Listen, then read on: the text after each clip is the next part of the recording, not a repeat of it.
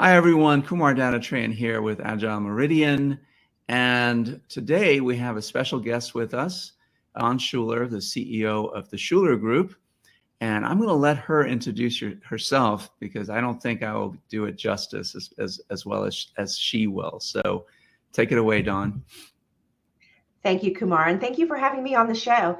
As Kumar said, I am the CEO of the Shuler Group. We are an organizational development company. We do consulting and training, and we are the proud home of the company climate inventory, which is, as we like to say, like getting a physical for an organization. So it discovers the strengths and challenges of an organization, and we provide a roadmap for here's what you can do to close the gaps and become an even better, more thriving, sustainable, successful organization. That's wonderful. So I'm definitely going to spend some time digging into the climate inventory. First question really is, I'm going to take you back to the formation of the Shuler Group. And I was reading up on your website. You and your husband, Mark, formed this company together, correct? We did 10 years ago. Okay. So what inspired you and your husband to work together?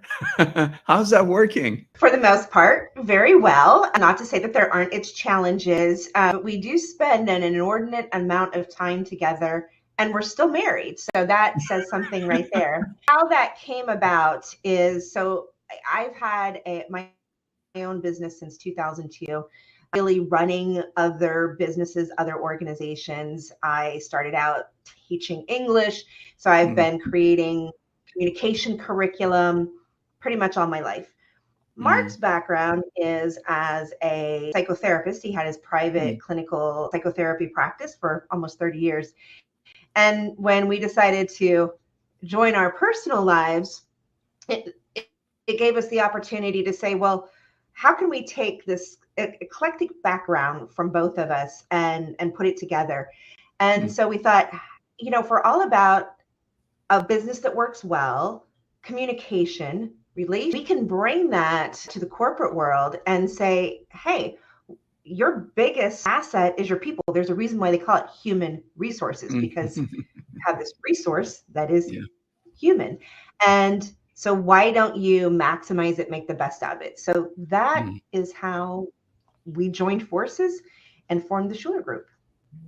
That's wonderful. I do have more questions, especially as it relates to psychotherapy and the creation of your climate inventory. I'm going to get to that later, but I want to ask you about this. This I think is really super interesting to me. So most of my career I've spent, as you have, consulting, coaching my clients in agile and lean systems. And your company, on your website, I saw you take a systems approach to helping organizations, similar to family systems. I want to sort of kind of probe into that a little bit and have you explain, what does that mean and how do you do that? That is such a good question, and one that we actually don't get very often, but it really does form the basis of why we created the Shuler Group and all of the different aspects that both Mark and I bring to it.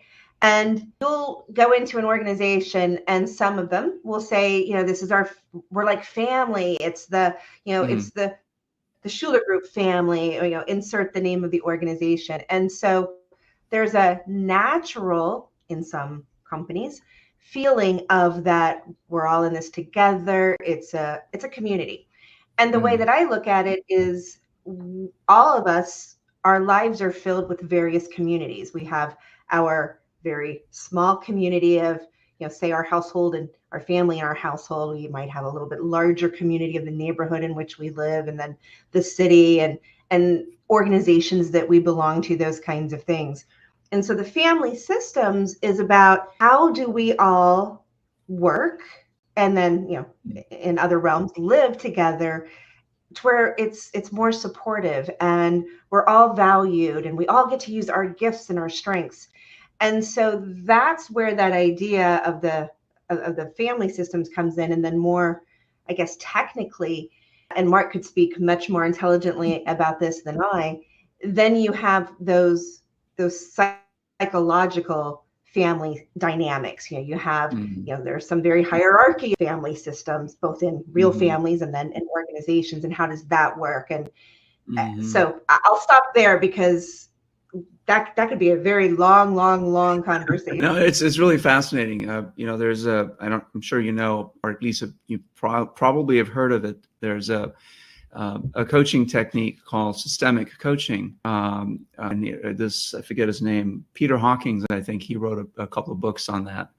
And the notion, the idea of systemic coaching is that every relationship is part of a larger system, whether it's a home, relationships at home or relationships at work. And so as a coach, you want to understand not just the person that you're coaching, but also the system that person is a part of. So if you're in an organization and they are disengaged and they don't feel valued as much as they feel they should be valued, then as a coach, you should be asking yourself, what is the system around them? How is the system helping them? And how is the environment helping them or not? And what are the dysfunctions in the environment that may be causing this person, this human, to feel this way?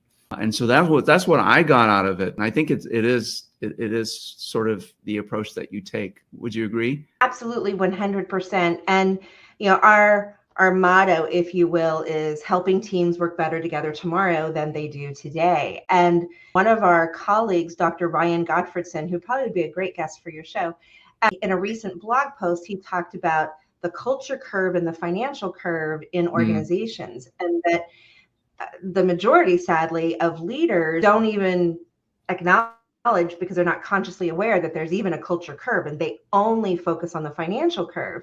And some of those leaders who might even understand and realize that there is such a thing as the culture curve say, well, we've got to be profitable first. We've got to focus on the bottom line, and then we can focus on culture. And the research that Dr. Gottfredson shows is that those organizations that actually start working on that culture curve first, they are more successful, i.e. more profitable, than when they address the financial curve. And I've been thinking about that in preparation for our conversation today, knowing that a lot of the work that you do is on that profit side, that financial side. And so what I see is that culture and that financial piece are two very important facets of any organization. And so if the culture is off, it's going to affect the financial side. And that culture off, like you said, disengagement, the wrong people in the wrong seats, all of that, it all affects, nothing is in a silo or in a vacuum. It all affects one another. Yeah, everything is interconnected, isn't it? And you're right. A lot of the work that I've done in the past, especially with Agile Meridian, the company that I'm a co-founder of, and now with Profit Sensei, has been focused on helping companies become more efficient, become more productive, become more profitable, and so on and so forth. And usually that's what attracts leaders, to hire consultants because they're interested in those things. However, that to me is just sort of the shoe in, if you will, to the organization, so that the real work can be done, right? And the real work being helping their culture change, their climate change. And maybe you don't change the culture all at once, you can't, but you can change climates. And those microclimates, if you will, in different divisions and departments in a company are going to start to coalesce into a culture, whatever that becomes, hopefully better than, to your point, better than what it is today, right? The way your teams work today, tomorrow is going to be better than they work today. Which brings me to my next question. In the organizations that you've worked with, what would you say are some of the most common issues or dysfunctions that you've seen? And how have you helped your clients overcome them? So another good question. And maybe it's not just because, we have a hammer, so everything looks like a nail. I don't think that's the case. But in almost every organization, communication is an issue. And that is one of our expertises is communication. My husband, Mark, has a program called Dysfunctional Communication Styles in the Workplace. And that is an issue. But again, I don't think it's just because it looks like a nail because we're hammers. Because some of the things that we uncover in our consulting and our discovery, through the company climate inventory could be things like frustrations with outdated systems and tools, satisfaction with compensation and benefits. Some of our clients and organizations, I'll ask questions very real time. So in the middle of COVID, and it was about how can we support you better, because we had a client that went from 100% in person to 100% remote. So we were asking very specific questions. What do you need from your manager? How, what are you doing to take care of yourself, both work-wise and home-wise? But again, very specific to the time. And I'm trying to think of some of the other things. So IT, technology, systems, and we're talking about kind of the negatives, right? The challenges. Education. We had one organization that had 8 offices, 6 of which were in other countries. No, 4 of which were in other countries. And so they went from 2 offices in the United States to 4 years later, 8 offices, 4 of which were international. And so their huge challenge was, how do we be more connected? How do we be more of that family to where people don't feel disconnected, even if they're in Australia? So these are some of the challenges that they've had. And then some of the ways that we've helped them is sometimes we can help them personally, right? Meaning we have our consulting programs, our training programs, coaching, et cetera. And sometimes we have what I call my superhero Rolodex. And depending on how young your audience is, they may or may not know what a Rolodex is. It's actually virtual. It's in an Excel spreadsheet. So it's not even like the old-fashioned Rolodex. But I'm able to make recommendations. So a client needs a compensation survey. We don't do that. But I'm lucky enough to have a rich, robust network where I can reach out, be that superhero to our clients, and make really good referrals. So I think that was a really long answer and a wide answer to your question. No, it's a good answer as well. And because you're right, it's contextual. Every company is going to be different and their challenges are going to be different. And I'd say that communication, to your point, is at the heart of it. Is at the heart of it. We have it's an informal assessment. We call it the Collaboration Maturity Index. And it measures the level of collaboration between people, between teams, between departments, between divisions. And of course, the lower the score, the lower the level of communication, collaboration, all of those things. And so even though we may lead with a financial bent with our coaching and consulting, we have these tools that when they're ready, let's talk about what the real problem is here. Beyond the numbers, let's talk about the real problem. Exactly. And I love that idea of the Collaboration Maturity Index. And so my question to you would be, where do you find organizations are typically falling on that collaboration scale? Yeah, I mean, to your point, since COVID, it's gotten worse, not better. People are disconnected. They were disconnected before. Even though they were all in the office, it was still better. People could have conversations with others in the hallways and the coffee room and the water cooler. These days, everyone is remote and it's hard to have meaningful conversations with the people that you work with. And that's causing issues with communication, collaboration. It needs to be intentional, right? And I'm sure you'll agree with this, that Cadence provides a mechanism for intentionality, so that, okay, we're going to meet every week for an hour or 30 minutes, and we're going to talk about these things. And informally, please, we're going to use our Slack or whatever we're using to communicate informally in these networks. People can't hold as many conversations as we need to. The teams seem to be getting bigger and bigger where they need to get smaller and smaller. And large teams are especially thorny, and we try to, I'm sure you do too, try to solve that by, helping clients understand the power of small teams, 6-person, 8-person teams that can do so much more than a 20-person team. But that's probably beyond the scope of the conversation. I'm getting on a soapbox here. What are your thoughts on that? Small teams versus large teams. Yeah, let's you and I, take that offline at some point, because, you and I, we have our similarities and our differences, right? But the those differences, we approach things differently. We have different insights. And so I would definitely be very interested in having a separate conversation to delve more into that. Yeah, that sounds great. So next question then for you is, I've got so many good questions. Let's see what I want to talk to you about. I want to start hitting on the climate inventory survey.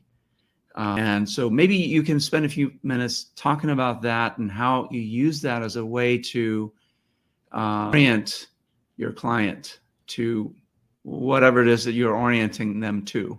Absolutely. So as I mentioned before, we liken it to getting an annual physical for your organization. We have some clients who take it every year, which then that first year is a baseline and a benchmark, and then we can see progress or sometimes decline year after year. So I really do think of it in that term. One of our partners who has brought the CCI, it's what we call the company climate inventory, into their signature programs and processes, said, if a doctor needs to diagnose before he or she prescribes, otherwise it's called malpractice. And I thought that is brilliant. And so it really is, we call it a diagnostic tool because, sure, as consultants, without some of our assessments and our other tools, we spend a lot of time talking to our clients. Nothing wrong with that. But what if we could get to the heart of the issues so much quicker? That means we're actually more effective for our clients and giving them information, good information, more quickly, which then enables them to do what they are required to do, which is make good strategic decisions, because now they have good, solid info that perhaps they didn't have before, or it reinforces what they already knew or suspected, and it gives them a vehicle by which to get everybody rowing the boat in the same direction. I love that. I think assessments are great. Diagnostics are great. It's something we're all used to in every other facet of our lives. Why not the workplace, right? We get in our vehicles and the first thing we do is check the level of the fuel in the tank and make sure that we have enough to get to where we're going. Or if you're in an electric vehicle, it's the same thing. You check the level of charge in your car to see where you're going, and you check your instrumentation to make sure you're not speeding or things like that, right? So why not organizational assessments that measure the health of the organization? Can you tell us a little bit more about some of the dimensions that are part of this assessment? What do you diagnose, and how does it help your clients gain more insight, more awareness of the challenges that they're facing? Great question. So some people who, when they are talking to me, they say, it's a culture assessment or it's an employee engagement survey. And it's actually more than that. I think of it more as that holistic health assessment. So there's 5 main areas. There's leadership, there's communicate, there's coworkers, job satisfaction, HR, and benefits. And so we've got these 5 main areas, and so then we can, for lack of a better way to say it, there can be a score in each of those 5 areas, and then an overall score, which is more cumulative. And that's on the CCI is made up of, your typical Riker scale, strongly agree, neutral, blah, blah, blah. Sure.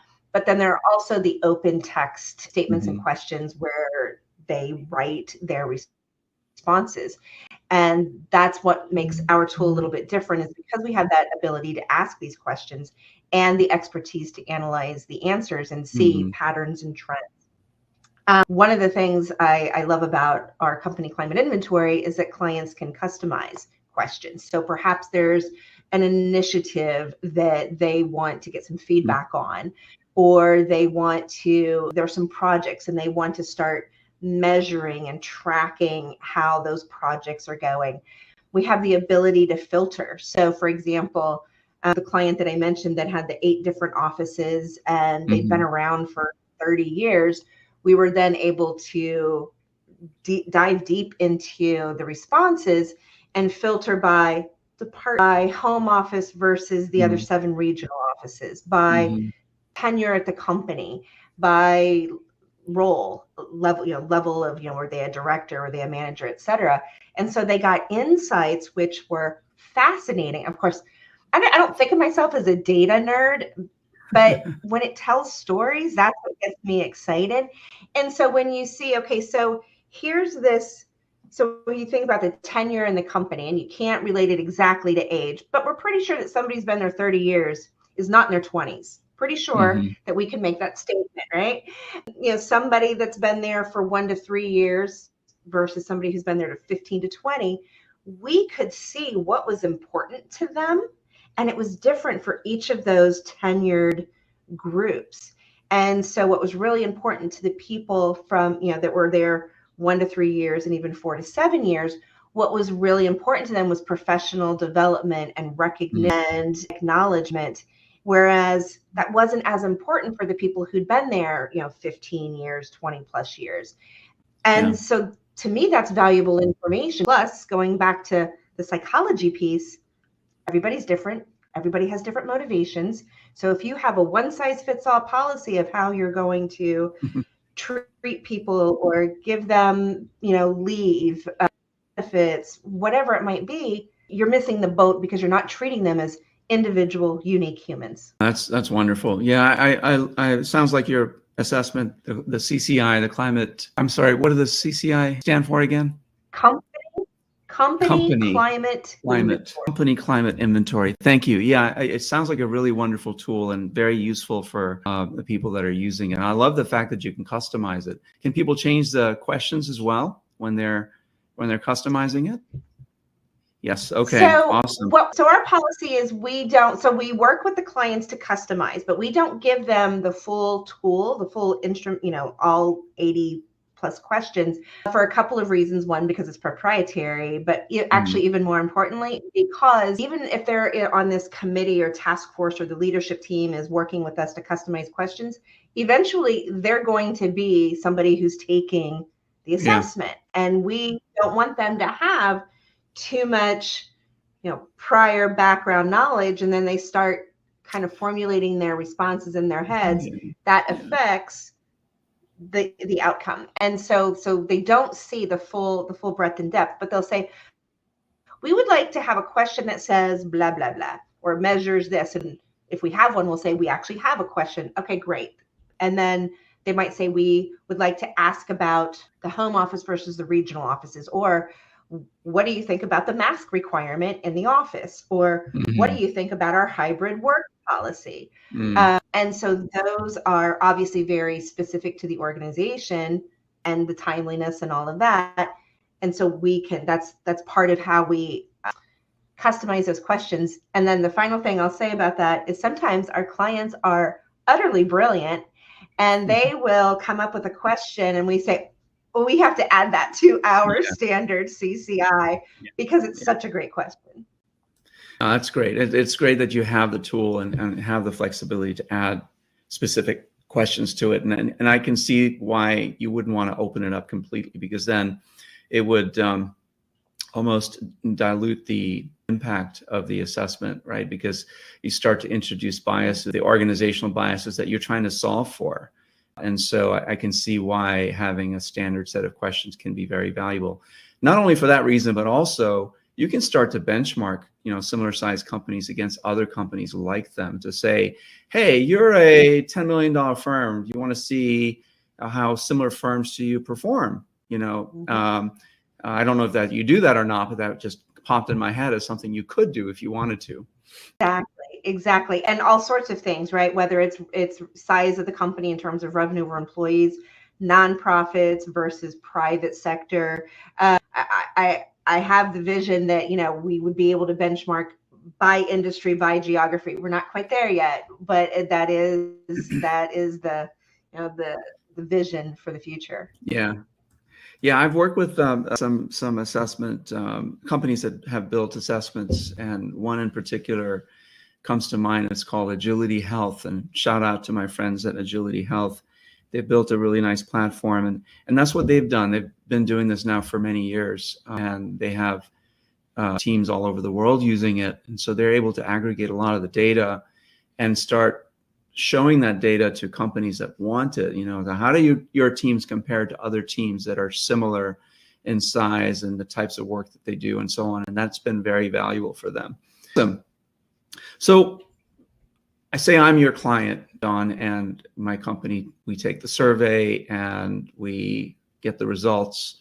Then what? What do you do? How do you help me and my company gain insights from this assessment and start to apply those insights to improving the culture? Fabulous question, because this is really where the strength of the CCI shines, but also in that collaboration between, you know, our consultants and the company and the client. And one of the things that separates our tool from other, you know, potentially similar climate surveys, if you will, is the fact that we don't just do a data dump. As a matter of fact, we only sample some of the data just to support our findings in our report and our debrief. But the meat and the power of the company climate inventory is where we say, here's the strengths of your organization. And I always start with that because I think it's really important to say, here's what's working well, and don't just gloss over it. It's important. And how can you maximize that? Then here's what the challenges of the organization are. And then we break all of that down into the next section, which is, here are our recommended areas of focus in priority order. So if there's communication, if there is IT issues, if there's disconnect between, you know, leadership and staff, you know, whatever those, it's usually about 4 or 5 areas. And we break it down with, here's why we say these are important to focus on. And then the last section is our implementation roadmap. So it's, here's what you can do about it. Some of them are things that they can do internally. Some of those actions they can take, they may need some help either with, you know, with us, or maybe they are working with another consultant or another firm. Or as I mentioned before, sometimes our recommendations aren't anything that they can do internally or that we provide in-house, but that's when I go to my fabulous network and recommend those. So they're not left, my goodness, now what do we do? We break that down, and we can even help them manage that process so that it's not overwhelming and potentially adding to the burden of already overworked staff. That's great. That's wonderful. One of the things that I would say, it's not a regret, it's just a pet peeve of mine is in my, I guess, current and past life, I was doing a lot of agile coaching, and I don't know how familiar you are with agile and lean techniques, but companies, mainly large companies, bring people like me in to help them implement agile. All teams working in a cadenced rhythm to deliver usually software, it's usually on the technology side, software solutions at a conceivably faster pace than what they used to do before, which is all great. It's as long as the coaches are there helping their company do this, there seems to be a measurable impact and a measurable increase in production. What is a pet peeve of mine is what happens when the coaches, the catalyst for that change, leaves, and the company sort of snaps back to the way they were before. Not always, sometimes. And what I think your approach does maybe better is, because you're leading with sort of an inventory, an assessment, a diagnostic for things that work and things that could be improved, there's more buy-in from leadership who take part in the change. It's not just, hey, let's hire some consultants and coaches to come do this change for us for these teams that need it. No, we're going to have them come and we're going to be responsible for owning this change in a way. Would you say that's what you've experienced? It is, and I would add to that one of we can't make our clients do anything, but one of the things that we stress very strongly at the beginning, and actually if they say they won't do what I'm about to address, then we say, then we're not the firm for you, is we say that, you know, everybody's taking it, because everybody in the organization takes the survey, and it's anonymous. So hopefully they're pouring their hearts out. They're saying all, the things that they feel, because we're a third party objective firm, it's anonymous. And if the organization, one, doesn't share the results, or two, does nothing about them, it's actually going to cause a decline in employee engagement, trust, culture, all of that. And so one of the things that we establish at the beginning of an engagement with a client is the whole timeline, and that timeline includes, when are you going to share the results organization-wide? And that's something that they've even brought us in to do, to share the results with the whole company. They can ask questions, etc. But if they say, oh, we're not going to share the results, then we say, then we can't work with you.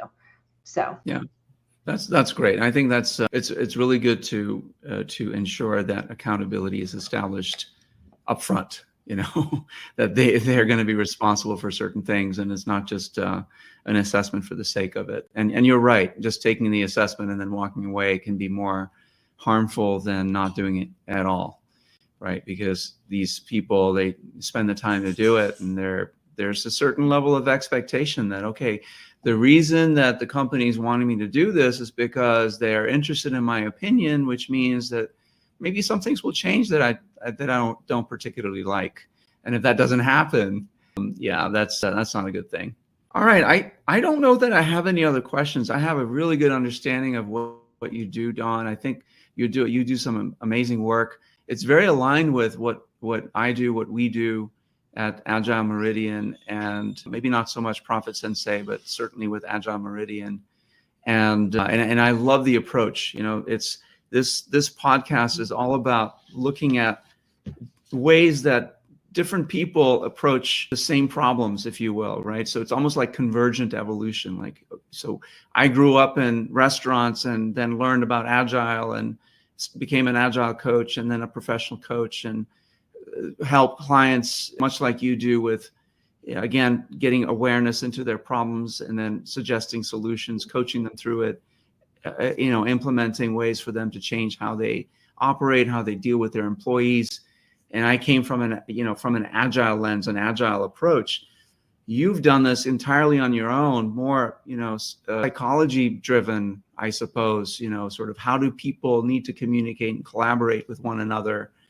What is an effective way to communicate for leaders so that they're not just focused on numbers alone, but they're really looking at the overall picture, the holistic, the system as a whole, if you will. And that led to the birth of the CCI, the company climate inventory, which is phenomenal. I think it sounds like a fantastic tool. What have I not asked you that you would like to share? Let's see. Well, to riff off of the different approach, and part of it is helping people, whether they're leaders or other workers, employees in an organization, remember that we are all human. And work is a facet. I would love for, instead of work, the job being something I have to do, and it's Monday and I wish I didn't have to go to work. What if work were something that, we enjoyed, because we enjoyed being around the people, and we got to use our gifts and our skills and our strengths, and we got to be valued and all of that. That goes down to fundamental human need, right? We all have the need to be seen, heard, acknowledged, feel relevant and competent. And that is the piece that I want to get across to organizations and other people.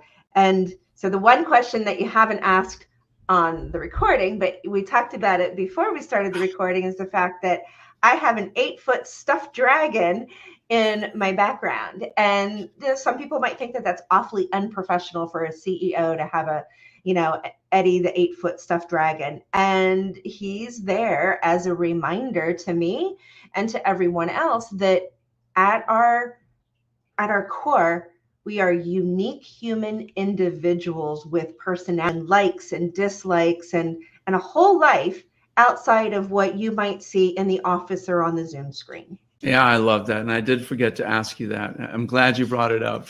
And I think it is important, especially in this disconnected world we live in, where a lot of the meetings we have with people, is over video. Introduce some levity and some fun into the conversation, and when I don't have this fake background up, I usually do that, but for these videos I usually have the fake background up.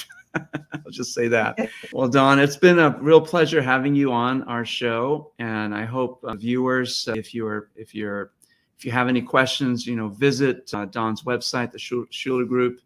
You can always ask questions. You can put your comments down below and ask your questions. I will make sure that they get relayed to Dawn so she can answer them.